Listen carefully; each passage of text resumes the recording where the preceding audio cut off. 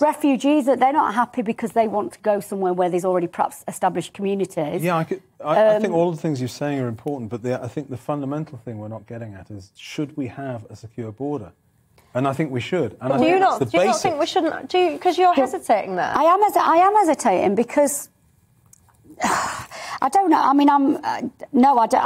I think our borders are pretty secure, and I know we've just seen. I've just said about Lisa. I've just said that 40,000 people have just crossed the channel, and by the way, that's the ones we know about. Amy. So I'm really interested, William, you've said that the reason people are allowed to stay is because we have an open border policy. The reason people are allowed to stay is because their claims to refugee status are deemed accurate. They are genuinely fleeing persecution. Well, the Home Office tries their absolute darndest. Are they being persecuted in France? No, but the people come to the UK because they have connections to the UK. If anyone is fleeing a war-torn country, I would want to go somewhere where I spoke the language. I'd want to go somewhere...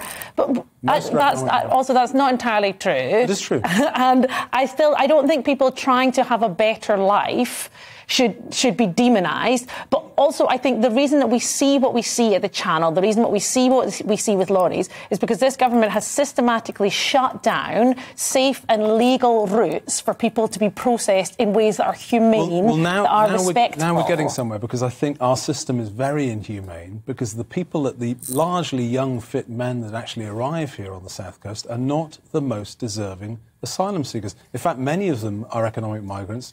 You'd have a far better policy if you stopped that illegal trade.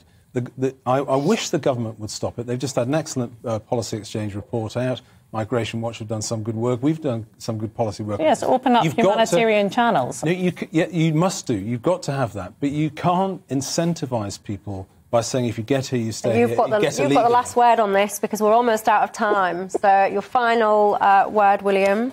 Well, I would brief final word. I would ask the government to solve the problem. The reason they don't is because they don't want to. Look at Poland. They wanted a secure border against Belarus. A determined government could do it. They don't want to, even with an 80-seat majority.